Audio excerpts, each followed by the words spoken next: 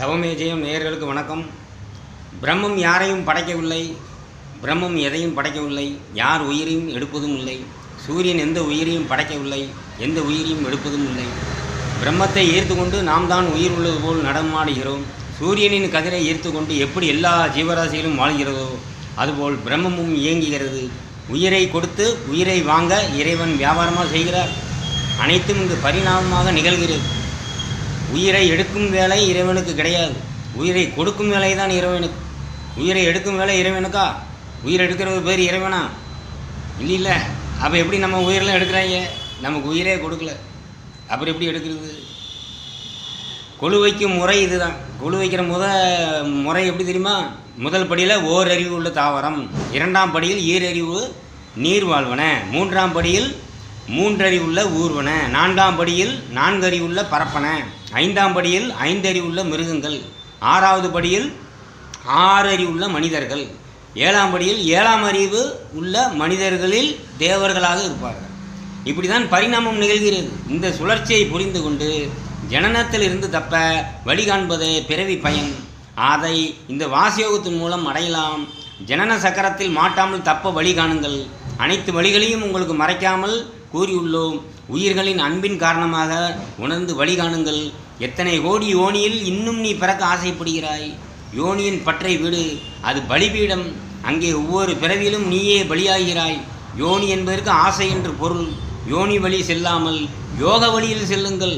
யோனியில் பிறந்தால் அற்பாயுசு, யோகத்தில் பிறந்தால் யோகத்தில் பிறப்பது சூட்சும தேகம், பூர்ண ஆயுசு, மரணமில்லா பெருவாழ்வு வாழலாம். நீங்கள் யோகத்திலேயே சிவமலர்களாக மலருங்கள். சிவனுக்கே அர்ப்பணமாகுங்கள்.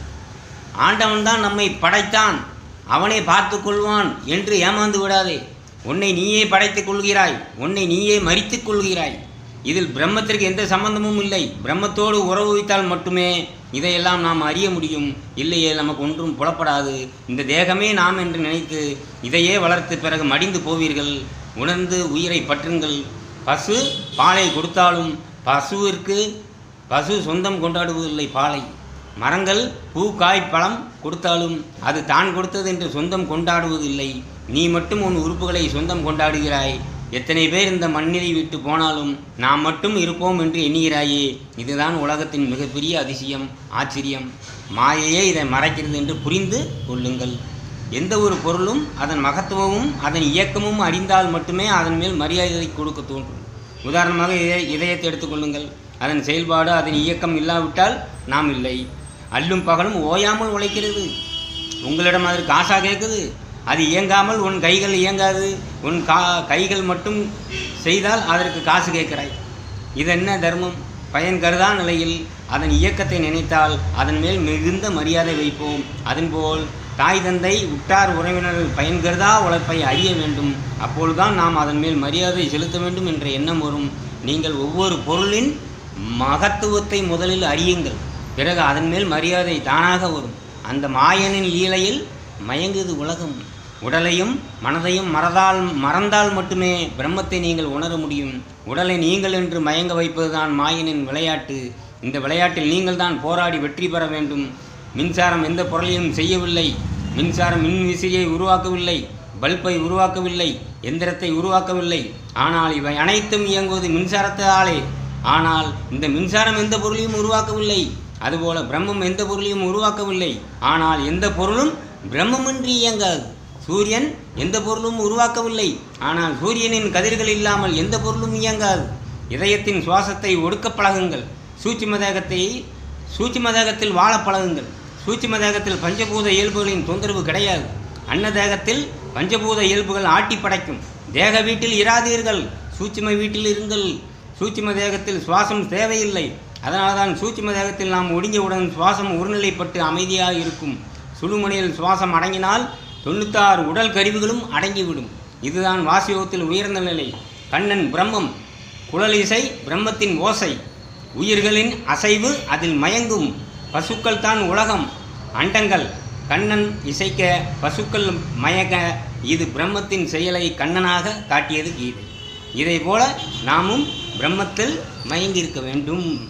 வெட்டவெளி தன்னை மெய்யென்று இருப்போருக்கு பட்டயம் எதுக்கடி கொதம்பாய், பட்டயம் எதுக்கடி. கொதம்பாய் சித்திரர் கூறுகிறார், வெட்டவெளி தன்னை, வெட்ட வெளியில் தன்னை, வெட்ட வெளின்னு என்னது? பிரம்மம், பிரம்மத்தில் தன்னை நம்மை மெய் என்று, அதிலே மெய் என்று, அதுதான் உண்மை, அதுதான் ஒன்று இருந்து இருப்போருக்கு பட்டயம், அவருக்கு எதுக்கு பட்டயம் தேவையில்லை அப்படின்னு அவர் சொல்கிறார். அவருக்கும் தனியாக பட்டயம் வேண்டியதில்லை அப்படின்ட்டு. அப்புறம் பட்டணத்தார சொல்கிறார் பாருங்க, அண்டம் பிண்டம் எல்லாம் அணுவுக்கு அணுவாய் நீ கொண்ட வடிவின் குறிப்பறியேன் பூரணமே. அண்டம் பிண்டம், அண்டம் பிண்டம்னு என்ன? அகில லோகமும் எதில் இருக்குது? ஒரு அணுவுக்குள்ளே இருக்குதான் அகிலம். எல்லாமே ஒரு அணுவுக்குள் அணுவாய் நீ கொண்ட வடிவின் குறிப்பறியேன். அந்த வடிவை நான் அறிய முடியவில்லை அப்படிங்கிறாரு. அந்த இத்தினோண்டுக்குள்ளே இருக்கிற அணுவுக்குள்ளே எப்படி? இத்தினோண்டு இருக்கிற விதைக்குள்ளே தானே ஆலமரம் இருக்குது. ஆலமரம் உள்ளே நம்ம பார்க்கல, ஆனால் அந்த விதை இத்தினோண்டு இருக்குது, கடுகுமாக இருக்குது. அதுக்குள்ளே அத்தாபெரிய மரம் இருக்குது. அந்த மாதிரி அணுவுக்குள் அணுவாய் இருக்கிறான், ஆனால் வெளிப்படவில்லை. நீங்கள் தான் அதை வெளிப்படுத்த வேண்டும். இதை சிந்தித்து செயல்படுங்கள். வணக்கம்.